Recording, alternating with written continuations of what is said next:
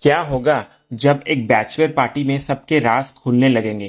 क्या अनुपमा अपनी जगह बना पाएगी या फिर उसे झेलनी पड़ेगी पराग और बाकी नाराजगी? चलिए जानते हैं आज के एपिसोड का पूरा अपडेट। तो आज के एपिसोड की स्टार्टिंग में हम मीता को देखते हैं जो कि राही से सवाल करती है कि अगर सबको कोठारी हाउस जाना ही था तो उसने उन्हें यहाँ बुलाया क्यों। तो राही इस पर जवाब देती है कि लड़कों ने अपनी बैचलर पार्टी में एक लड़की को बुलाया है। तभी माही इधर से कहती है कि बैचलर पार्टी में ये सब आम बात है, लेकिन राही फिर मीता को बताती है कि उसने अनिल को भी एक लड़की के साथ देखा। तो ये सुनकर इधर मीता सबको कोठारी हाउस चलने के लिए कहती है।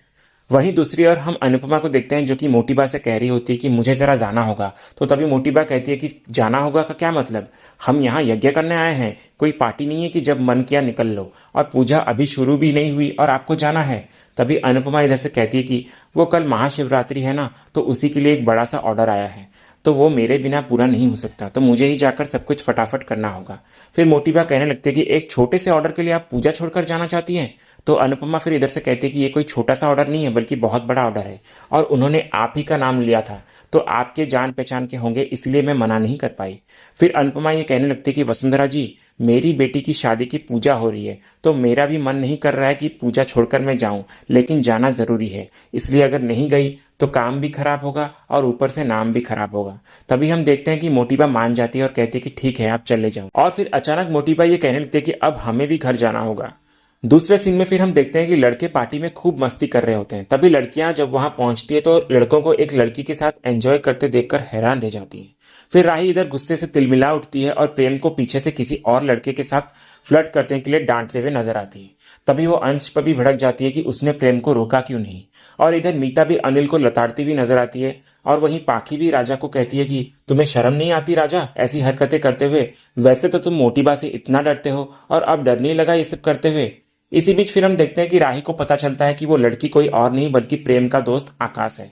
फिर आकाश इधर राही को कहता है कि मैं प्रेम का चाइल्डहुड फ्रेंड हूँ और ये सब प्रेम का आइडिया था, मेरा नहीं था। तभी प्रेम राही को कहता है कि तुमने ना आओ देखा ना ताओ, सीधा आ गई मुझ पर उंगली उठाने।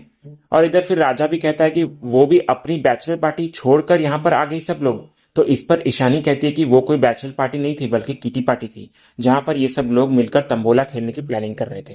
तभी सारे लड़के लड़कियों को उनकी बोरिंग बैचलर पार्टी पर ताना मारते हैं, और फिर हम देखते हैं कि सारे लड़के लड़कियों को उनके साथ पार्टी एंजॉय करने के लिए कहते हैं। फिर इधर परी सुझाव देती है कि क्यों ना सबको अपने अपने टैलेंट दिखाने चाहिए।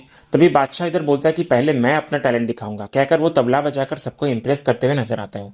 और फिर सब लोग उसका ये टैलेंट देखकर काफी खुश होते हैं और उसकी तारीफ भी करते हैं। तभी इधर राजा बादशाह को पूछता है कि बादशाह, तुझे तबला बजाना आता था, ये बात तूने कभी बताया क्यों नहीं। तो इस पर बादशाह कहता है कि मोटी बा और मोटा पापा को पसंद नहीं है इसलिए नहीं बताया।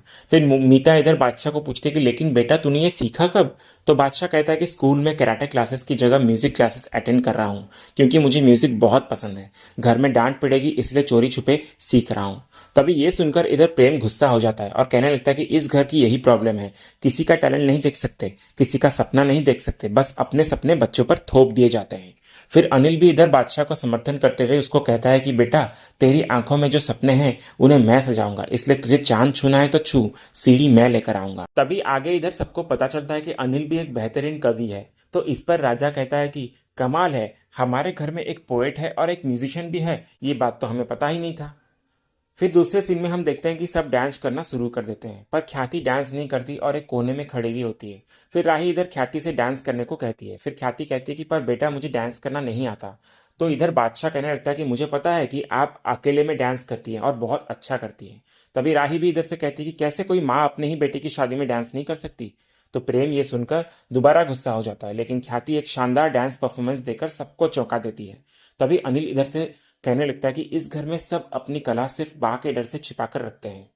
तभी हम आगे देखते हैं कि सब लोग डांस करने में लगे हुए होते हैं। फिर उसी वक्त अनुपमा वहां आ जाती है और सबको डांस करते देख चौंक जाती है और कहने लगती है कि अच्छा हुआ कि वसुंधरा जी साथ में नहीं है, वो भी आने वाली थी लेकिन लास्ट मिनट में पंडित जी ने उन्हें रोक लिया। तभी ख्याति इधर से अनुपमा को पूछती है कि लेकिन आप यहाँ पर कैसे। तो अनुपमा इधर से कहती है कि मैं तो यहाँ पूजा का सामान रखने आई थी और मैं काम के लिए जा रही थी, तो उन्होंने कहा कि घर पर ये सामान रखते हुए जाओ, तो इसलिए मैं आ गई। और तुम लोगों को अगर पार्टी करनी ही थी तो कोई और जगह करते ना, यहाँ क्यों किया। अगर पता चलेगा तो क्या होगा, सोचा है तुम लोगों ने। ख्याति फिर इस पर कहने लगते कि मैं बच्चों को रोक सकती थी लेकिन मैंने रोका नहीं क्योंकि खुशियों पर सबका हक है, आपका भी है अनुपमा जी, तो आइए आप भी हमारे साथ इस खुशी में शामिल हो जाइए। तभी इधर अनुपमा मना करती है कि नहीं नहीं ख्याति जी मुझे काम है। फिर हम आगे देखते हैं कि सब लोग अनुपमा को इंसिस्ट करते हुए नजर आते हैं कि वो डांस करे, तो आखिर में अनुपमा मान ही जाती है और अनुज और अपने पुराने दिनों की याद करके उसी गाने पे डांस करती है जिस पर उसने अनुज के साथ पहली बार किया था। और तभी हम आगे देखते हैं कि अनुपमा डांस करते करते गलती से जाकर वसुंधरा यानी कि मोटी बा से टकरा जाती है, जो कि उसके पीछे ही खड़ी हुई होती है और इधर ये सब देखकर अनुपमा दंग रह जाती है। इसी दौरान फिर हम देखते हैं कि पराग आकर सबको टोक देता है और पूछता है कि ये क्या तमाशा चल रहा है। फिर पराग अनुपमा की तरफ देखकर कहने लगता है कि बच्चों को क्या कहूं जब बड़े ही बेशर्मी पे उतर आए हैं। ये हमारा घर है और यहाँ हमारे भगवान का मंदिर है, हमारे परिवार का मान है, हमारे बड़ों की मर्यादा है और तुम लोगों ने मान मर्यादा मंदिर तीनों का लिहाज नहीं किया। तभी मोटी बा भी इधर से डांट लगाते हुए कहने लगती है कि ये हमारे श्रीनाथ जी का मंदिर है, तो यहाँ पर इस तरह का नाच गाना करते हुए एक बार भी शर्म नहीं आई तुम लोगों को। फिर इधर पराग ये भी कहने लगता है कि अगर डांस करने का इतना ही शौक था तो बताते, पराग कोठारी दुनिया की सबसे बेहतरीन डांसर को लाकर यहाँ पर खड़ा कर देता। कम से कम इस घर के बहू बेटियों को सिक्योरिटी गार्ड के सामने ऐसे भद्दे गानों पर डांस करते हुए तो नहीं देखना पड़ता, वो भी बाहर वालों के साथ। फिर मोटी बा इधर से कहने लगते हैं कि हम तुम लोगों के लिए पूजा करने गए थे और तुम लोग हमारे पीछे ऐसा ओछापन कर रहे हो। तभी मोटी बा अनुपमा को आकर कहती है कि और आप अनुपमा जी, आपके पास पूजा करने का समय नहीं है लेकिन डांस करने का बड़ा समय है। फिर मोटी बा इधर ख्याति मीता प्रार्थना को सुनाती है और कहती है कि ये तो चलो जैसे हैं वैसे हैं, लेकिन ख्याति तुम तो इस घर की बड़ी बहू हो ना, तो तुम्हारा फर्ज नहीं बनता था इन सबको रोकने का। और प्रार्थना तू तू हमें फोन करके नहीं बता सकती थी। और मीता तुम भी भूल गई इस घर के नियम।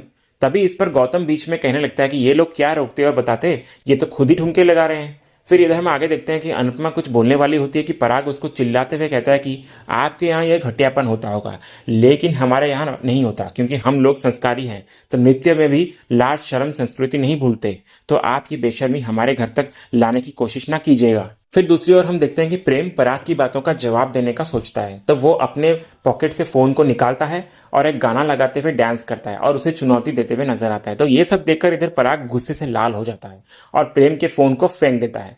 प्रेम फिर कहता है कि मैं तो नाचूंगा और बादशाह भी तबला बजाएगा, पर आपकी वाइफ का पता नहीं, वो आप दोनों जानो, लेकिन मेरी बहन प्रार्थना नाचेगी गाएगी, जो मन करेगा करेगी, और मेरे काका काकी आपके डर के बगैर एंजॉय भी करेंगे।